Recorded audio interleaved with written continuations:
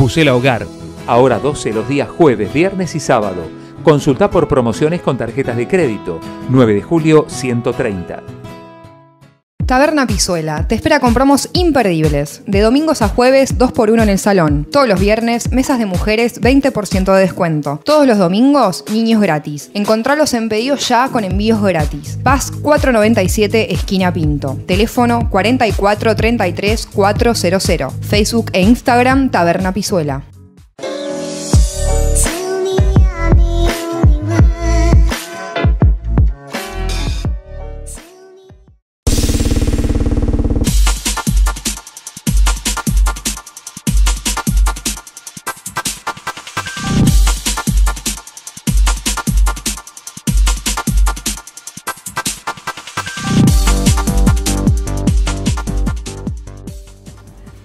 Bienvenidos a Cuarto Intermedio, el programa multiplataforma del Eco Multimedia. Nos están viendo a través de Eco TV, siguiendo a través de la 104.1 Tandil FM y también a través de nuestras plataformas digitales, Facebook e Instagram.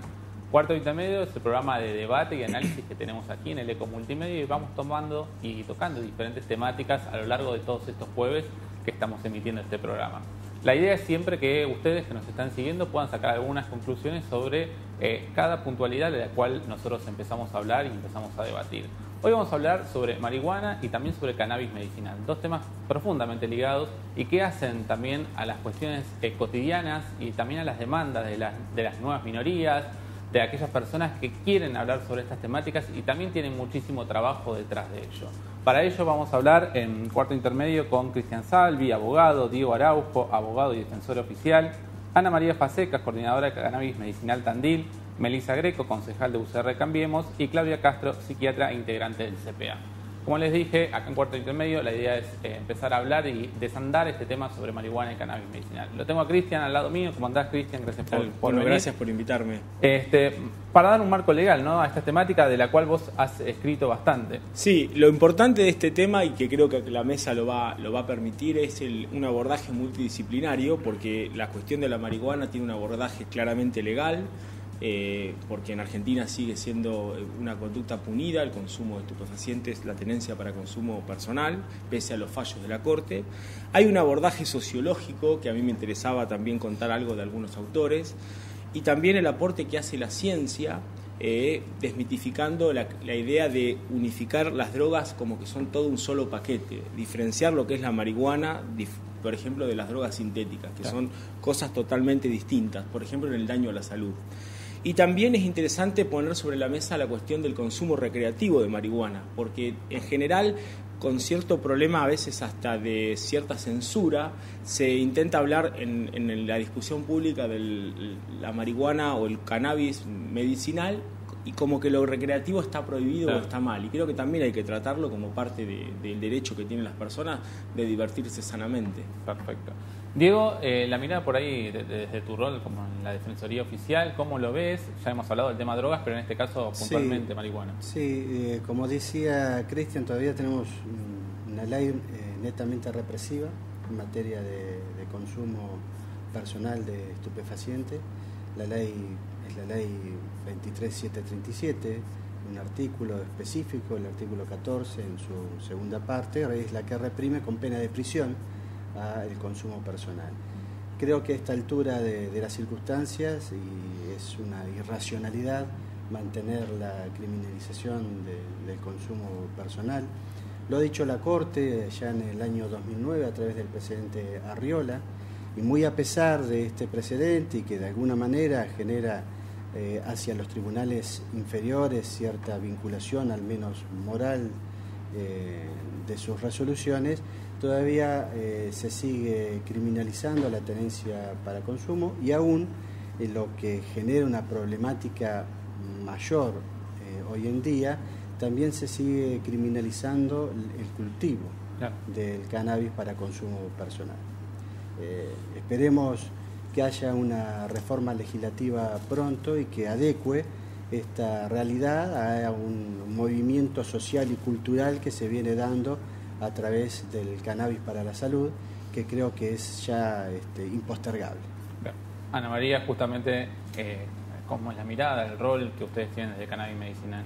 Bueno, la mirada y el rol justamente es esto, tener que cambiar un poco la ley, porque la 27350, que fue ya regulada hace 1 año y medio, Diego, sí, mató el espíritu de la ley, avasalló lo que las madres, las mamás cultivas presentaron en la Cámara de Diputados.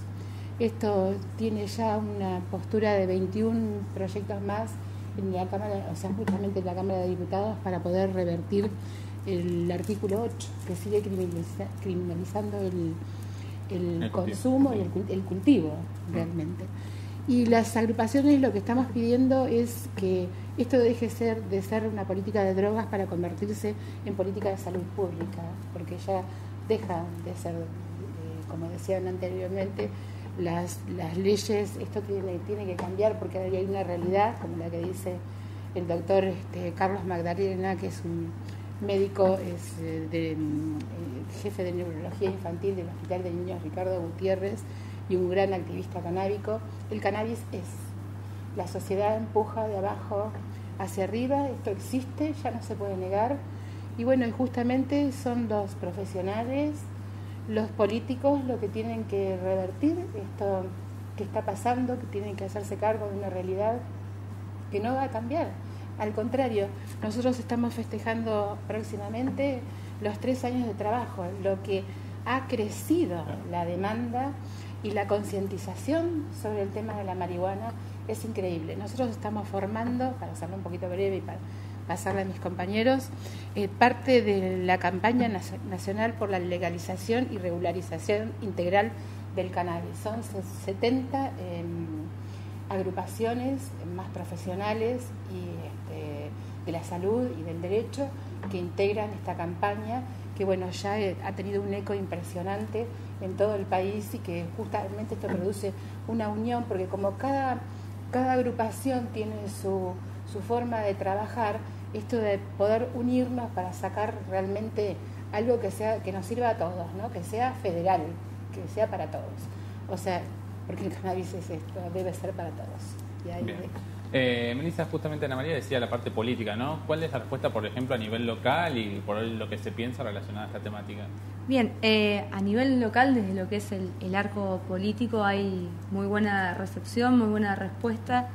Entendemos y acompañamos desde las distintas fuerzas políticas lo que es la demanda y la necesidad de un reclamo justo, en este caso que encabeza Cannabis Medicinal Tandil, y creo que esta responsabilidad se está contagiando en cada uno de los municipios a través de los consejos deliberantes y a través de cada una de las ONG o organizaciones, como es el caso de Cannabis Medicinal Tandil, que ellas viajan a cada una de las localidades llevando las iniciativas. Son pequeños, grandes avances. Todavía tenemos muchísimas deudas, como recién decían los chicos acá.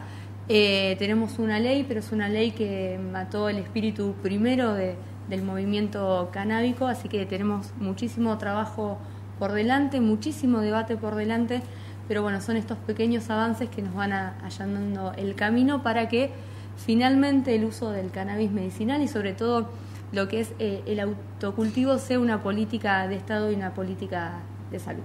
Bien. Claudia, la mirada del CPA, que por ahí es el lugar donde los chicos o los más vulnerables también están en esos lugares tratando de superar las adicciones. ¿Qué tal? Bueno, buenas tardes. Bueno, te agradezco que estemos representados acá. Yo soy María Claudia Castro, soy psiquiatra infanto-juvenil, miembro del Centro Provincial de Atención de las Adicciones. Bueno, en nuestro caso, yo estoy en la salud pública desde el año 87, que dejé la residencia en el Hospital Sor María Ludovica de La Plata, o sea, siempre relacionada con los niños con severos trastornos psicopatológicos. Entonces, bueno, quizás mi presencia acá permita, por un lado, contarles cómo recibimos a los pacientes que padecen por el consumo problemático de marihuana, los adolescentes que padecen enfermedades, que sufren por el consumo de marihuana, por la dependencia psicológica principalmente, pero también en un cierto grado físico. Eso lo vengo atendiendo, son los pacientes que recibo habitualmente. Nuestro centro es totalmente gratuito, depende del Ministerio de Salud Pública. Ahí estoy desde el año 95, pero bueno, por mi doble rol de psiquiatra infanto-juvenil puedo acercarles quizás algunos...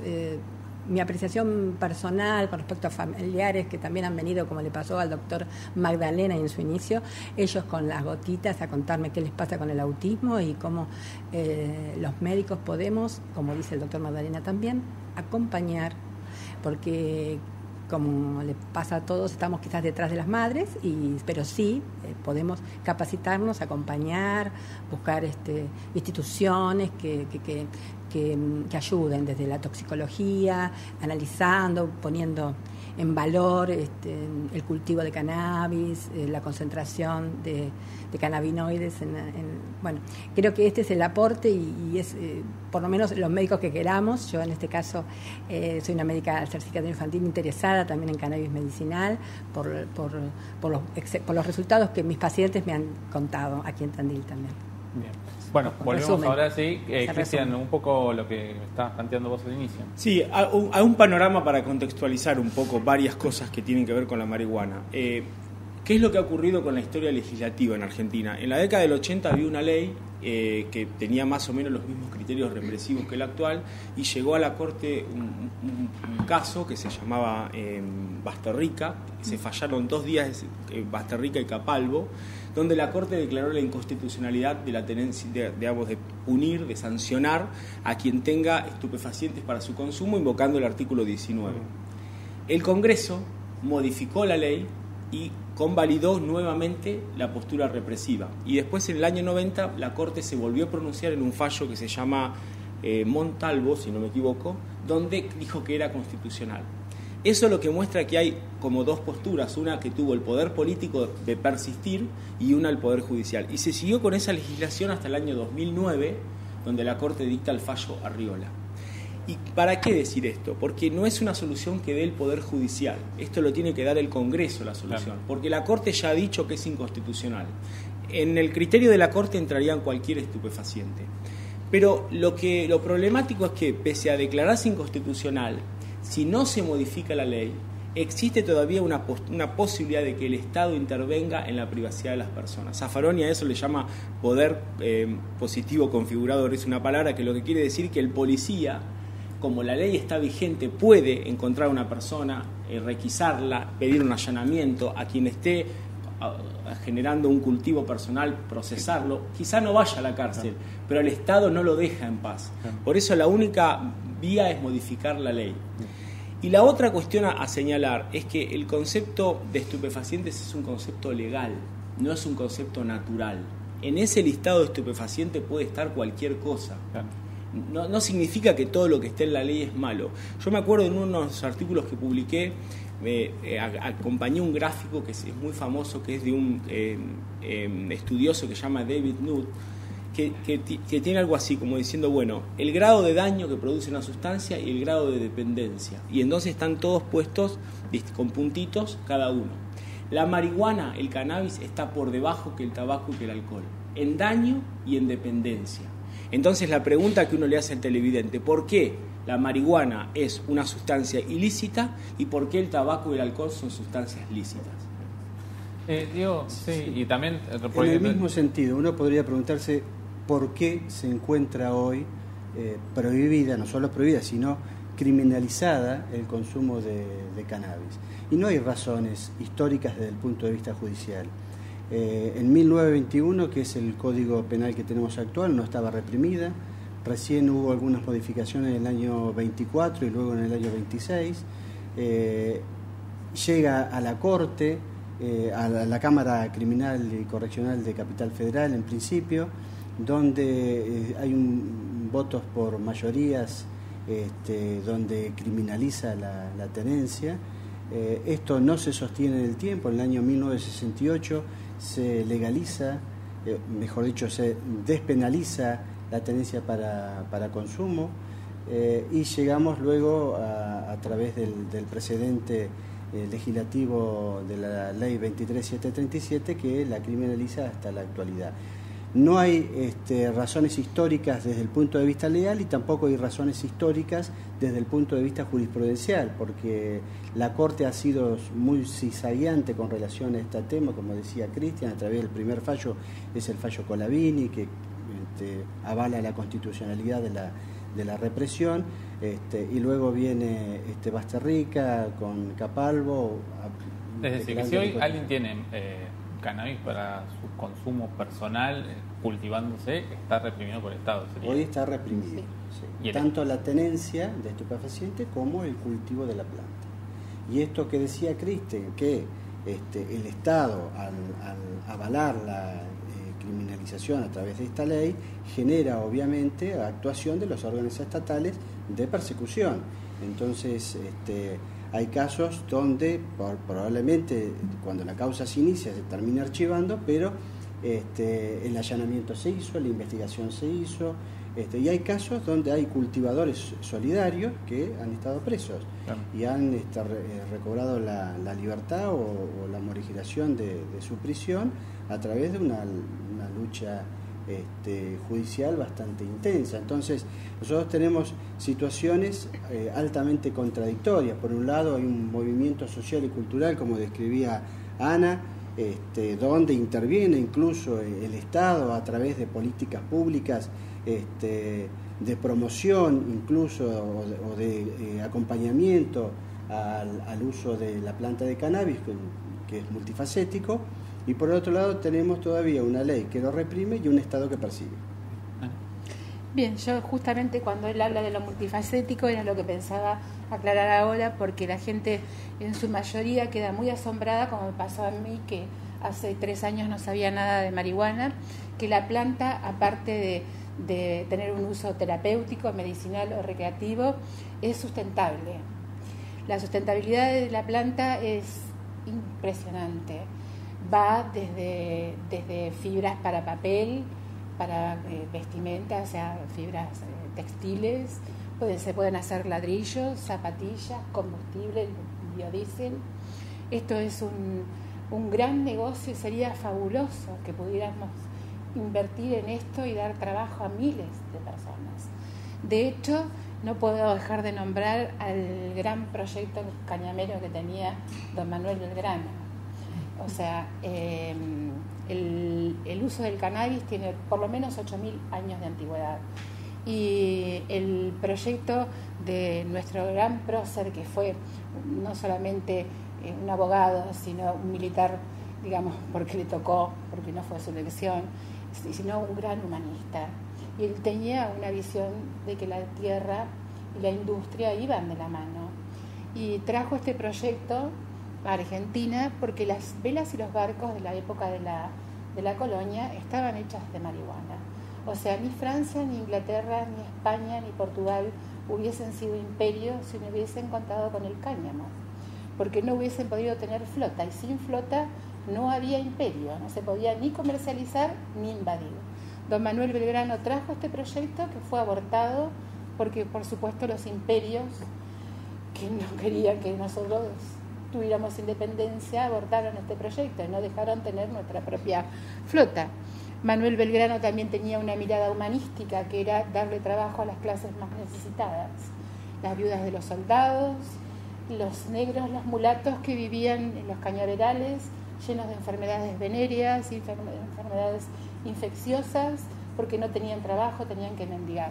O sea, el cannabis es un mundo, y es un mundo maravilloso.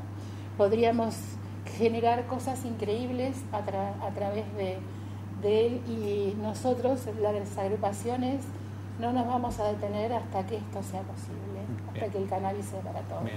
Sí, Melissa, ¿y cómo plantean seguir todo el trabajo que están haciendo de la parte legislativa ustedes?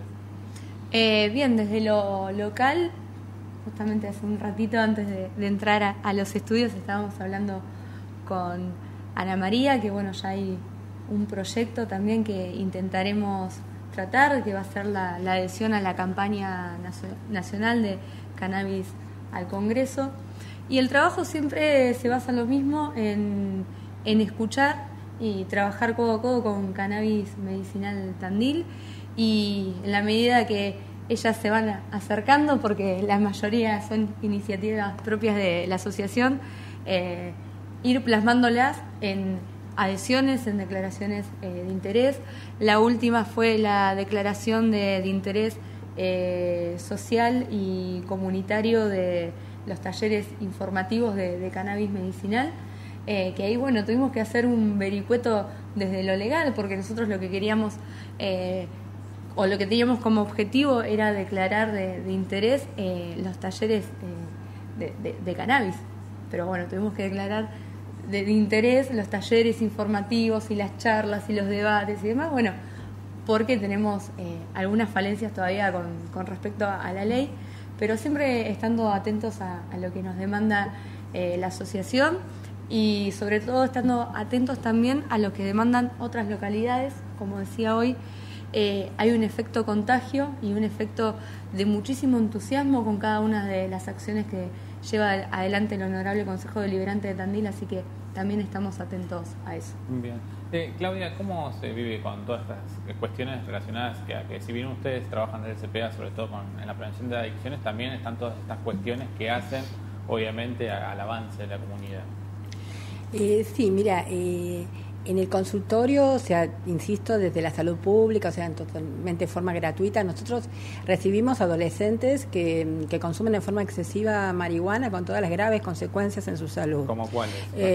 Severos daños, o sea, sabemos que la marihuana consumida, sí, fumada, estamos hablando, quizás habría que introducir algo bioquímico aquí para entender de qué estamos hablando, y quizás tendríamos que hablar de componentes químicos, porque si bien la planta son flores y hojas, la planta contiene compuestos químicos, de los cuales conocemos el THC, pero también hay otros. Y el THC es el más psicoactivo y es el que predomina en ese cigarro porro del cual consumen nuestros pacientes. Nuestros pacientes, o sea, por la cual si llegan con un problema de salud, es para nosotros un uso problemático en su salud. Realmente uno de los daños más riesgosos es el desencadenamiento de psicosis, que no es un mito, porque yo atiendo pacientes. Al ser psiquiatra he tenido pacientes jóvenes que ahora están transitando sus carreras por la UNICEN, pero los he atendido en el CPA y tener la ayuda de la sala de salud mental y llevar sus 20 días, sus 30 días, luego con un pequeño tiempo de medicación, y ahora ya no toman medicación, pero saben que nunca más fumarán un porro. ¿Por qué? Porque les desencadenó. Hay que saber que no todos los seres humanos somos iguales, no todos nuestros cerebros son iguales. Entonces, así como hablamos de que en el alcohol, que es un flagelo enorme, de todos los chicos que van a las previas, quizás muchos siguen su vida normalmente, pero 2 o 3 se quedan pegados y son alcohólicos luego crónicos. Dentro de todos los adolescentes de 16 que pueden tener acceso a un porro, quizás algunos quedan pudiendo trabajar como abogados, pero muchos otros quedan pegados en una situación de una apatía amotivacional y un porcentaje con una psicosis paranoica que nosotros diagnosticamos y por suerte diferenciamos de la esquizofrenia. Entonces no son para nosotros esquizofrénicos y sabemos que después harán una vida normal, con esta cuestión de no volver a fumar la marihuana. Cuando yo hablo del THC y el CBD, y después, si me dejan, les cuento un poco más qué diferencia hay en el contenido de estas sustancias en el porro y qué diferencia hay en el contenido en el frasquito de la solución oral, que sí me parece importantísima, de cannabis medicinal. O sea, hay una diferencia en la composición química entre ambas formas de consumo de marihuana. Si me permitís, quisiera contestarle algo porque me parece oportuno. Cuando la señora está hablando, y es muy cierto, está hablando de consumos problemáticos, o sea, de personalidades adictivas, y está hablando del porro. El porro es lo que justamente llegan los adolescentes a sus manos, que sabemos que contienen otras cosas que no es marihuana. La ley de Uruguay, la ley uruguaya, que se llama del consumo adulto, es una ley que tiene sus falencias, pero que está muy acertada para nosotros. Creo que le faltan algunas cosas, pero es muy buena para imitar. Del consumo adulto es esto, adulto irresponsable, con una regulación del Estado. Entonces el joven, que tiene que ser por supuesto mayor, estaría en un registro de usuarios, podría tener su planta y no tendría que andar por la calle consumiendo estas sustancias tóxicas que están llenas de cualquier cosa. Entonces esa es la diferencia. Nosotros abogamos por el tema del uso terapéutico del cannabis. Se llama, antes cuando nosotros empezamos con la agrupación era medicinal, ahora se amplía al terapéutico. Y justamente el tema es esto, trabajar y en la educación, porque las personalidades adictivas están, como lo dice la señora, también en el alcohol, en el cigarrillo y en otras adicciones, ¿verdad? Entonces hay que trabajar en la educación. El Estado tiene que estar presente. No somos las agrupaciones las que tenemos que estar cumpliendo el rol del Estado, es el Estado el que tiene que estar. Pero como no está, la gente se ha empoderado. Entonces para eso estamos luchando, para que esto se regule, el Estado se haga cargo y haya un registro de usuarios. En Uruguay, termino acá, la ley permite el cultivo de 6 plantas por familia, adherir a un club de cultivo. Si vos no querés, no podés cultivar, lo cual es perfecto. O si no querés ni adherir ni cultivar, podés ir a retirarlo a la farmacia. O sea, hay una regulación. Sabemos quién accede, por qué accede. Esto es lo que está faltando en Argentina, ¿verdad? El hipotético daño a la salud que cause no es razón suficiente para prohibirlo. Porque, ¿es hipotético o es real? Bueno, en la ciencia no tiene, consenso sobre el daño que puede causar el porro. No hay no hay unanimidad hasta donde yo lo que he leído. Por ejemplo, está muy en discusión, doctora, que produzca adicción biológica, es decir, dependencia. Está en discusión en la ciencia. Puede generar la otra dimensión de la adicción, que es la psicológica, pero no genera una dependencia al estilo del tabaco, por lo menos hasta donde yo me he ilustrado. Pero de todas maneras, el hipotético daño no es razón suficiente, porque con ese criterio deberíamos decir que también el alcohol o el tabaco deberían ser ilegales. Cuando uno propicia también la desregulación, va a favor de terminar con el narcotráfico. En Estados Unidos, en la década del 20, las mafias, como vemos en la película de Gangster y demás, nacen al amparo de la ley seca, cuando un grupo de puritanos del sur de Estados Unidos promovió que se prohíba la venta de alcohol. Y eso generó un tráfico ilegal de alcohol que generó todo lo que después vemos en las películas de mafia y demás, del tipo El Padrino, etcétera.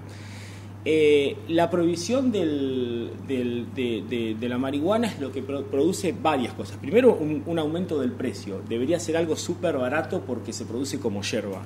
Y sin embargo, un frasco vale 4.000 pesos, con lo cual es algo caro. Que genera transferencia de recursos a unos que hacen negocio. Y además no se puede controlar la calidad.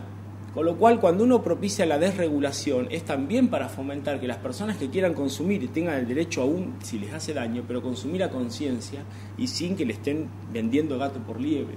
Así que esto tiene varias cosas para discutir, me parece. Sí, he visto crímenes cometidos por exceso de alcohol, por ingesta de pastillas mezcladas con alcohol, pero nunca que hayan estado directamente asociados al consumo de marihuana.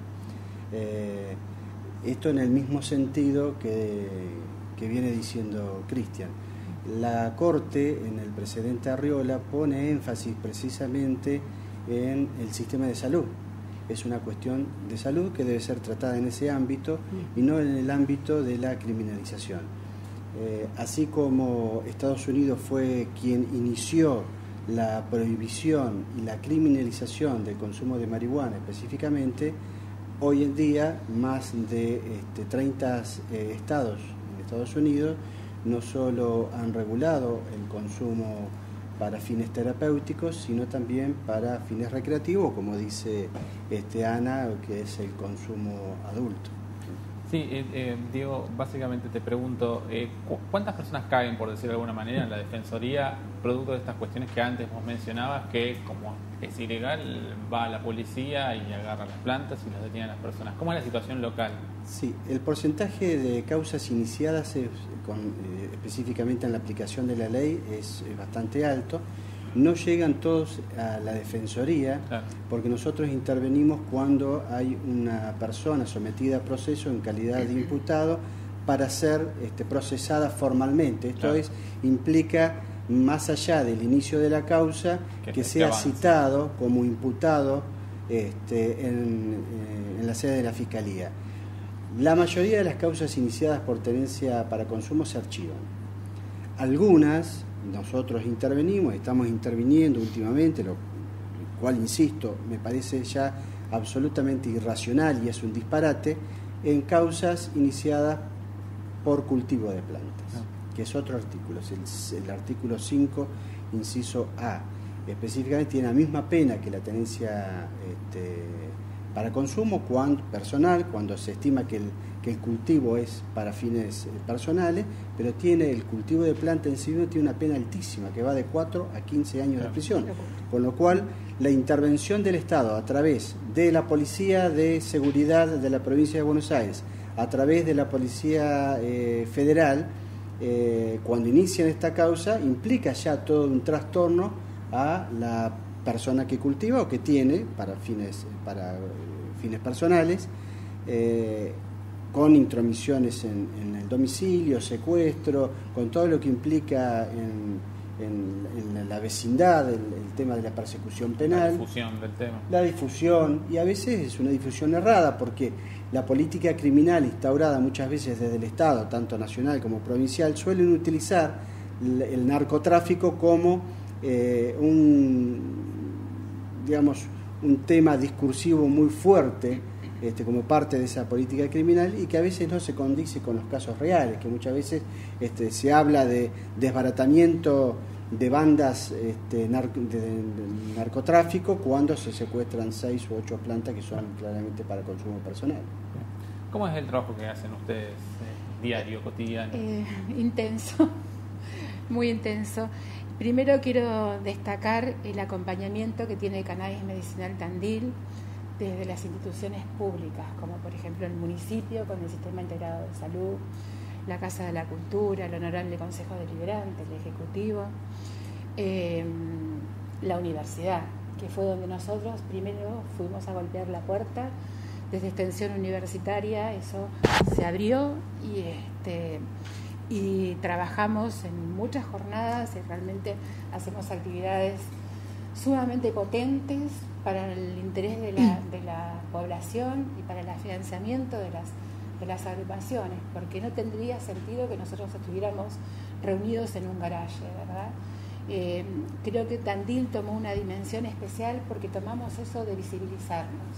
Aparte de la universidad con todas sus facultades, también nos acompaña la Asociación de Abogados, que puso a nuestra disposición a nuestras abogadas que están aquí sentadas acompañándonos, la doctora Silvana Hang y la doctora Fernanda Menéndez, y también tenemos el acompañamiento del Colegio de Abogados de la Departamental Azul, y bueno, y siempre la mirada acompañante de nuestro amigo Diego, que comprende tan bien nuestra lucha y que realmente esto del sentir el respeto y el cariño de las instituciones nos hace que nosotros podamos tener una impronta dentro de la sociedad.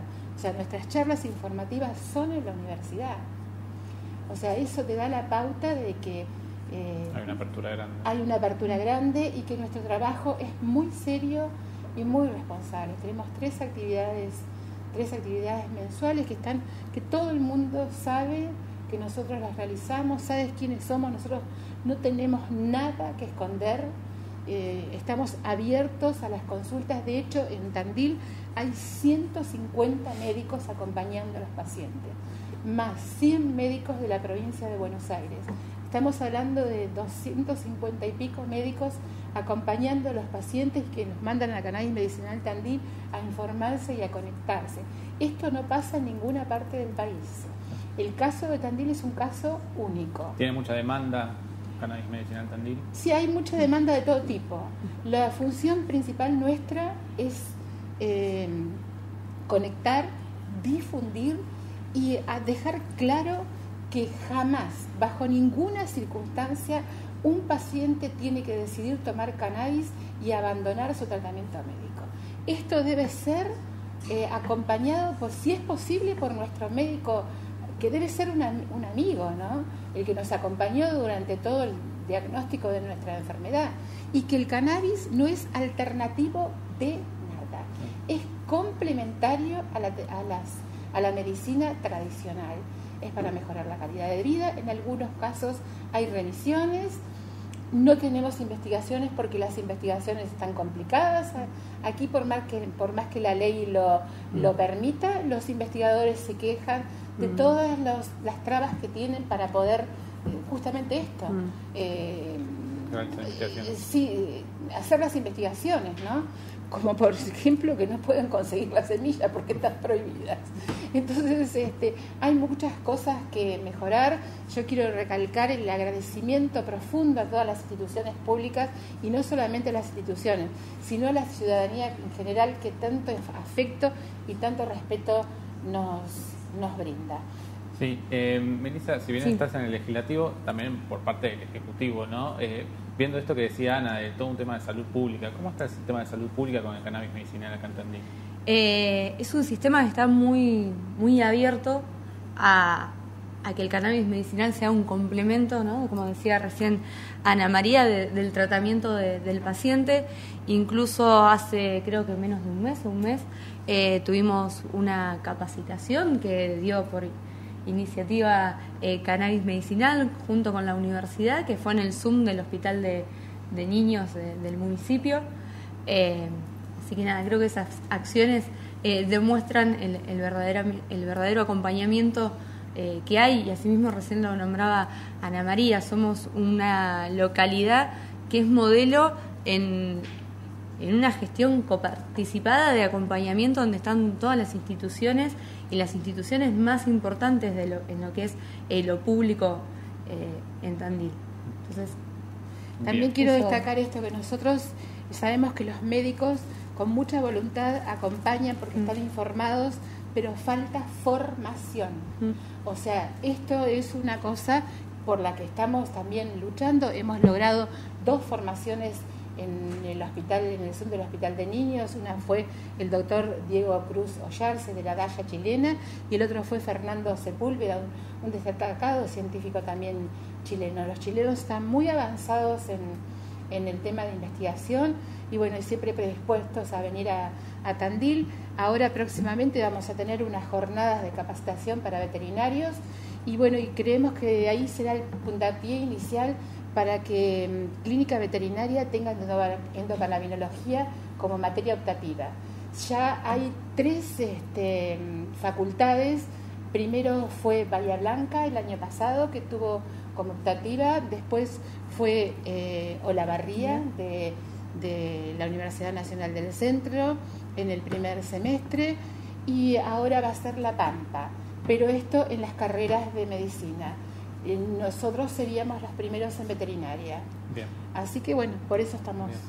Claudia, querías hacer unas diferenciaciones sobre diferentes tipos de sustancias, químicos que tenían las diferentes cuestiones, antes de que te interrumpan todos. No, me parece importante, porque en realidad yo también estoy conectada con el neurólogo que hablaban, el doctor Magdalena, que es el neurólogo infantil, director de neurología del Hospital Gutiérrez, que es un pionero del 2015, porque todos somos pioneros de hace poquito. Donde también él cuenta siempre que una paciente, la mamá de una bebé de 2 meses con ictus epiléptico, que son epilepsias continuas que determinan un retraso mental terrible, le presentó el gotero, y él aceptó, acompañó, y la chiquita mejoró muchísimo, porque la primera, que sabemos que las gotitas de cannabis ayudan, es en la epilepsia infantil, en la encefalopatía infantil, cuando los antiepilépticos no ayudan. Entonces, en esto lo que yo quería comentar es que, conectada con el doctor Magdalena, que es este neurólogo infantil, en el área mía, la doctora Silvina Schaufel, que trabaja en el Tobar García, que es un hospital neuropsiquiátrico, ellos también están capacitándose, tratando de acompañar a los pacientes. Ellos diferencian lo que es cuando el porro, por ejemplo, tiene un alto contenido de THC, que es altamente psicoactivo. Psicoactivo es toda sustancia que actúa sobre el sistema nervioso central y produce un efecto.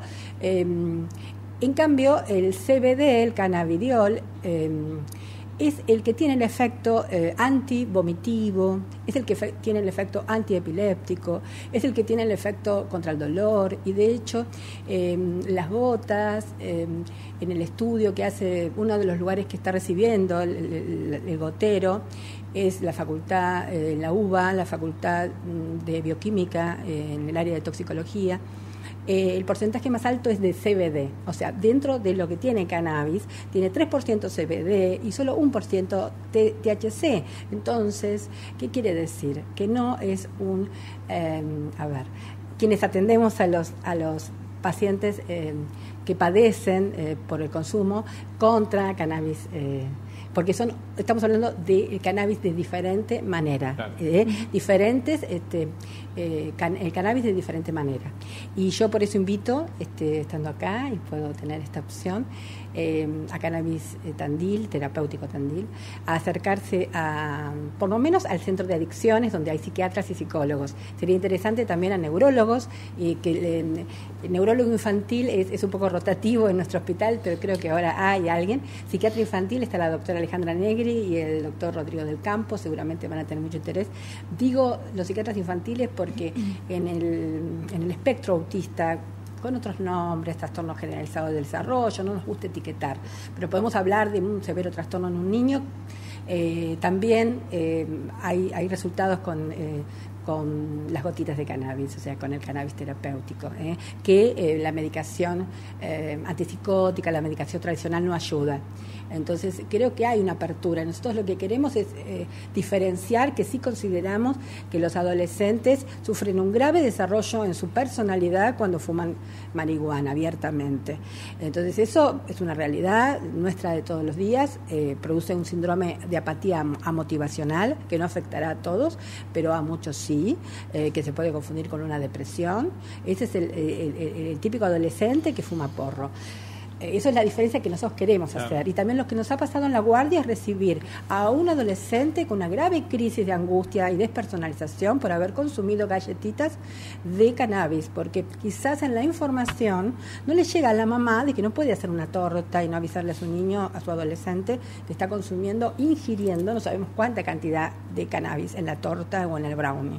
Y eso nos ha pasado, tener que atenderlo. Primero no sabíamos qué pasaba, y el chico la pasó muy mal, pasó de ese estado, ¿no? Y por eso digo que... es complicada la diferenciación, es casi una línea muy transitoria, compleja de... No, yo creo que nos podemos entender realmente, porque estamos hablando de otra cosa. Bueno, una cosa es fumarla y otra cosa fumarla en la adolescencia, y otra cosa es lo que estamos hablando. Lo peor que tiene que fumar es la combustión. Y después el tema de, porque se puede también inhalar o se puede comer, como dice la señora, y vuelvo a reiterar que no es lo mismo algo que uno planta que lo que compra en la calle. Hay una gran diferencia. Y sobre el THC y el CBD, yo hablo y pido mil disculpas porque yo no soy ni médica, ni académica, ni bioquímica, ni oradora, ni nada. Soy una enferma recuperada. Y toda nuestra agrupación está constituida por enfermos recuperados o pacientes de enfermos recuperados. El THC, que está, digamos, en los científicos, porque los estudios hay. En este mundo globalizado, decir que no hay estudios es absurdo. No los hay en Argentina porque está prohibido, pero uno aprieta la tecla y entra a Israel, al doctor Mechulian, que es quien descubre el sistema endocannabinoide en el año 62. Los médicos ni siquiera saben lo que es el sistema endocannabinoide. Y Canadá, Francia, tenemos los 27 Estados Unidos que tienen estudios muy profundos hechos. El THC es maravilloso para el dolor. El CBD que habla la señora es muy bueno para las epilepsias refractarias. Cannabis medicinal Tandil no, ¿cómo te puedo decir? No se involucra en el tema de las epilepsias refractarias de niños, porque para eso está Mamá Cultiva.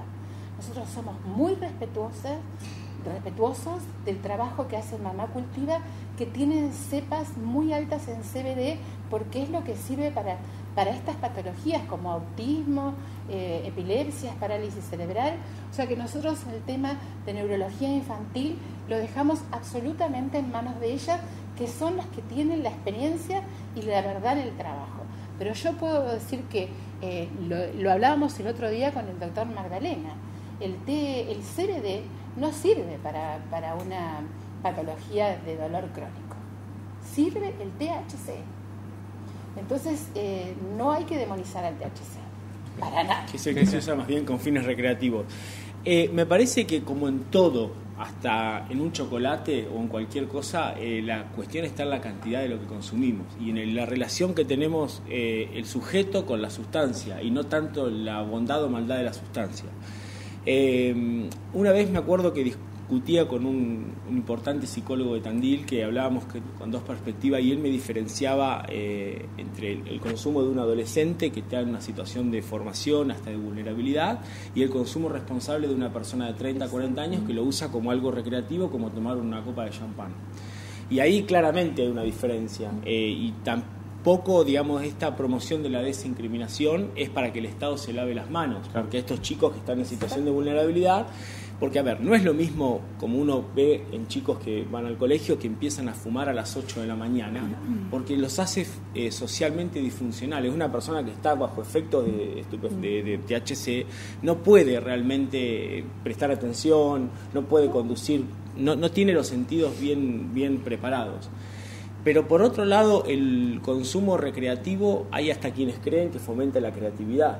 Exactamente. Entonces, hay que, me parece, diferenciar, y también es importante que la gente conozca que no es lo mismo una droga sintética como la cocaína, el éxtasis, la heroína, que la marihuana en cuanto a los daños a la salud, más allá de la salvedad que hizo la doctora de chicos que tengan en un estado de formación y que les pueda producir esa situación. No es el efecto químico igual en el cerebro ni en el cuerpo humano. ¿Diego? Sí, sin dejar de apreciar la labor que realizan en el CPA, creo que son ámbitos de discusiones absolutamente distintos. Cuando se habla de alguien que llega al Centro de Prevención de las Adicciones, estamos hablando precisamente de una persona con una vinculación muy fuerte con una sustancia, que hablamos de consumos problemáticos, y que puede ser la marihuana, el alcohol, las pastillas o cualquier otro tipo de sustancia. Cuando hablamos, si hablamos desde el punto de vista de las políticas de salud, incluso podríamos adentrarnos en temas más desarrollados, que son las políticas de reducción de daños que se están aplicando en países desarrollados, en Canadá, parte de Estados Unidos, en Portugal, pero que tendría que ver con otro tipo de discusión. Una discusión previa tiene que ver con lo que estábamos hablando recién. Primero, si el consumo de sustancias estupefacientes en términos generales para consumo personal tiene que estar reprimida por la ley penal o no. Yo creo que no, porque no está demostrado de ninguna manera que persiguiendo al consumidor se vaya a combatir el narcotráfico. No es así. Esto ya está en crisis desde hace muchísimos años, incluso por la propia Corte en el precedente que hoy hacíamos referencia. Pero además, luego de pasar esa discusión, otro ámbito de discusión es si tiene que estar legalizada o de alguna manera reglamentada, de manera tal de que el Estado tenga una presencia muy fuerte en lo que hace a la manera de producción. Y claro, creo ¿es que legal o reglamentada? No ilegal. Exactamente. Creo que esos son distintas maneras de tener un abordaje sobre una situación sumamente compleja, pero que en definitiva, yendo a lo específicamente de lo que tiene que ver con la plantación del cannabis, excede y en mucho lo que al tema de salud, y tiene, como decía Ana, tiene ahora y ha tenido históricamente usos industriales. Hablaba Ana de las velas de los barcos, la soga de los barcos. La Constitución de Estados Unidos está impresa sobre papel de cáñamo, digamos. pinturas de pintores famosos, están hechas sobre lienzos de cáñamo. Se ha utilizado, se ha proyectado también su utilización como combustible, es decir, es amplísima la posibilidad del uso de la planta de cáñamo. Siempre digo que en los debates estos se nos acaba el tiempo rápido, somos muchos y todos queremos hablar de la temática, pero bueno, como estaría bueno que para la gente que nos está viendo, nos está siguiendo, que podamos hacer una breve reflexión cada uno final sobre esta temática y ver por ahí qué se puede hacer en el corto plazo, que es lo que importa como para diferenciar. Si querés empezamos por allá. Bueno, yo en realidad como dentro del centro de adicciones voy a seguir atendiendo pacientes como psiquiatra. El paciente joven, pero también el paciente adulto llega con graves daños en la salud por cannabis, quiero aclarar. O sea, el abuso del porro fumado, para aclarar hoy, también sea el porro cultivado por el paciente adulto que tiene una adicción, genera ansiedades, dificultades de socialización, porque a veces se da la situación cuando el paciente genera una adicción, que quizás es lo que vos diferenciás, que muchos no generan una adicción, pero si el paciente la genera, puede ser un adulto de 40 y 50 años también. Y ese paciente se aleja a veces de su familia, no es que se aleja totalmente, pero en una fiesta es muy común que no pueda estar todo el tiempo con ellos porque tiene que fumar, porque fuma varias veces al día y no es algo que pueda elegir no fumar 4 o 5 porros al día. Entonces, quiero decir que sí se genera una tendencia, la más comprobada es la psicológica, la que actualmente se está revisando es la biológica. Eso es lo que considero con respecto al abuso del cannabis fumado, aún de la hoja que cultiva la persona en su casa. No tiene que ver con que se le venden a los narcotraficantes algo. Eso es un efecto que nadie puede negar, el efecto del cannabis y la propensión a la adicción. Yo hablo desde una cuestión de salud, no entré en la situación legal porque no soy una médica, ¿no? Lo legal no tiene nada que ver conmigo. Cuento algo que es real. Y yo no creo que sea demonizar nada y me parece que tenemos que estar juntos en esto, porque yo creo que fui la primera en diferenciar que el cannabis terapéutico, la solución oral, en aceite de oliva, ¿no es cierto?, estas gotitas, me parece algo muy importante en el servicio a la salud, tanto en el dolor, con pacientes de fibromialgia, a quienes yo se los he indicado, o por lo menos a mí me han pedido, mis pacientes con fibromialgia, una indicación, como ahora no está tan regulado, no sé a dónde va, pero yo se las doy, esto del dolor que hablamos, la esclerosis múltiple, una serie de situaciones, y yo lo valoro ampliamente. Quizás hablé del CBD porque como soy psiquiatra infantil y realmente el autismo me interesa y me interesa la epilepsia infantil, hablé de esto, pero por supuesto que valoro, porque en ese caso no es que se usa junto con la medicación, sino directamente hay pacientes de autistas de 18, 24 años que han podido dejar todo el psicofármaco con los efectos adversos que producen los psicofármacos tomando las gotitas. Entonces yo creo, vuelvo a dar la invitación, creo que no hay demonios acá, ni hay River Boca. No, por eso también nos interesaba tener la mirada de CPA. No me refería a vos, no me refería, quiero aclarar esto, a una demonización sobre lo que vos dijiste, sino que hay como una mirada hacia el THC como una sustancia mucho más problemática que el CBD. Nada más que eso, no era para vos. Bien, quiero retomar algunas de las palabras del principio de Cristian, que creo que tuvimos una mirada bastante integral, interdisciplinaria, cada uno desde sus lugares. Como dije hoy, tenemos una gran deuda pendiente, sobre todo con los cultivadores, sobre todo con las organizaciones de Mamá Cultiva, con las organizaciones de los cannabis medicinales, porque actualmente tenemos una legislación que impulsa a la producción industrial, eso está, incluso en Jujuy se está desarrollando muy incipientemente una producción industrial, aunque tiene inversión de capitales extranjeros, y eso no es a lo que apuntamos quienes acompañamos a los autocultivadores. Incluso hay un proyecto muy bueno en general, La Madrid, dentro de la provincia de Buenos Aires, que impulsó el mismo Ejecutivo en una comunidad de 10.000 habitantes, en el cual también estuvieron muy presentes las organizaciones de Mamá Cultiva, pero vuelvo a decir, ese no es el reclamo que acompañamos el reclamo de el autocultivo regularizado por medio de una creación de un registro nacional, como decía hoy Diego. Tenemos estos proyectos, por ejemplo, en Jujuy y el de La Madrid, que hace poquito el Consejo Deliberante autorizó al intendente a que puedan cultivar, pero tenemos la prohibición de la importación de las semillas. Incluso se incentiva a los pacientes de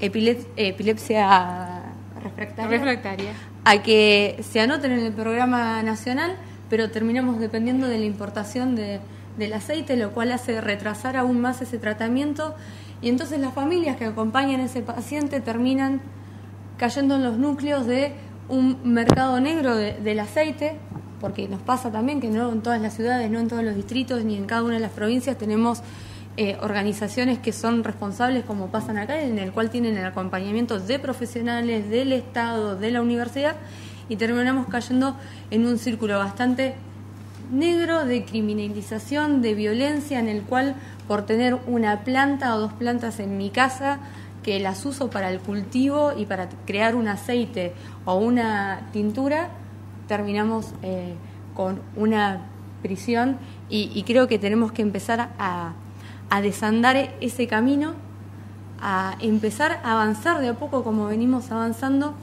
y creo que estos debates nos están hablando de que tenemos una ruptura del paradigma incluso dentro de lo que es el pensamiento o la visión de las políticas públicas. Y ella hoy decía, bueno, ahora somos todos nuevos. Sí, somos nuevos porque desde el 2009 recién estamos pensando como sociedad, desde cada uno de nuestros roles, diferentes proyectos de ley. Ya llevamos 21, desde el 2017 para adelante llegamos alrededor de 8 o 9 para modificar el artículo 8 de la última ley. Entonces, yo creo que cuando nos empezamos a repensar como sociedad y empezamos a repensar cada una de las políticas públicas, es que vamos en buen camino. ¿Ana?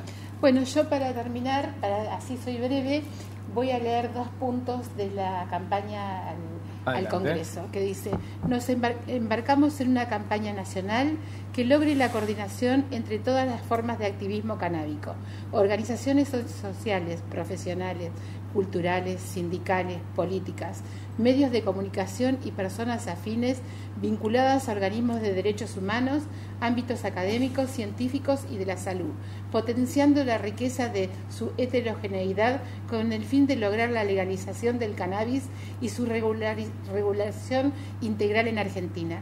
Merecemos un debate político serio, con base científica y respetuosa de la diversidad cultural, basado en la ampliación de derechos y políticas públicas, que no reproduzca prejuicios ni imposiciones morales y que apunte a resolver los riesgos asociados, empoderando a la población para el uso responsable del cannabis. Entendemos que instalar este debate en la sociedad argentina desde un lugar de legitimidad institucional es indispensable para avanzar hacia un escenario social mejor predispuesto a los cambios en la legislación que deseamos. Diego. Hay que dejar de perseguir al cultivador individual y al cultivador solidario. Para eso hay que modificar la ley. La persecución penal es costosa, está descontextualizada con todo este movimiento social y cultural que se está dando alrededor de la planta de cannabis. Es inútil a los fines de la política criminal, y en la actualidad lo que ha generado esta ley es una gran anarquía jurisprudencial. Cristian, ahora te bueno, toca a vos, del derecho una única cosa que decir, que es que no hay mejor manera que terminar con el narcotráfico que es dejar de considerar que la marihuana sea un estupefaciente. Se termina el negocio, es muy sencillo, deja de ser un negocio para aquellos que trafican con marihuana. Voy a hacer una mención desde la sociología, que me interesa más que el derecho en este tema. Una recomendación: hay un autor que se llama Howard Becker, que es uno de los más grandes sociólogos del siglo XX, autor de la teoría del etiquetamiento y de la desviación, que tiene, a mi modo de ver, de lo mejor que se ha escrito sobre la práctica del consumo de marihuana con fines recreativos. El libro es súper famoso, se llama Extraños, hacia una sociología de la desviación, es de la década del 60 y tiene 2 capítulos dedicados a convertirse en un consumidor de marihuana, siempre desde lo recreativo. Y este libro, la cámara donde está, no sé cuál es, acá, que es Cómo fumar marihuana y tener un buen viaje, una mirada sociológica. El título es provocativo, pero en realidad es una conferencia de Howard Becker sobre la práctica del consumo. La tesis que él desarrolla es la siguiente. Él dice, primero, la marihuana no produce adicción, al menos en el sentido en que lo hacen el alcohol y los opiáceos. Primer punto. Segundo, él sostiene que la persona entra o sale del consumo de acuerdo si le reporta más o menos utilidad. Es decir, la persona que empieza a ver que no le es útil, deja de consumir. Eso no ocurre con otras sustancias. Las personas que consumen tabaco son conscientes que causa cáncer y siguen consumiendo. Los alcohólicos están en situaciones a veces dramáticas y siguen consumiendo. La tesis de Becker es que alguien cuando dice me reporta más mal que bien, dejo de consumir la marihuana recreativa. ¿Listo? Listo. Perfecto. Bueno, gracias a todos por haber venido, No, gracias por la gracias a ustedes. temática. Nos vemos el próximo jueves en Cuarto Intermedio, esta propuesta multiplataforma que tenemos desde el Eco Multimedia.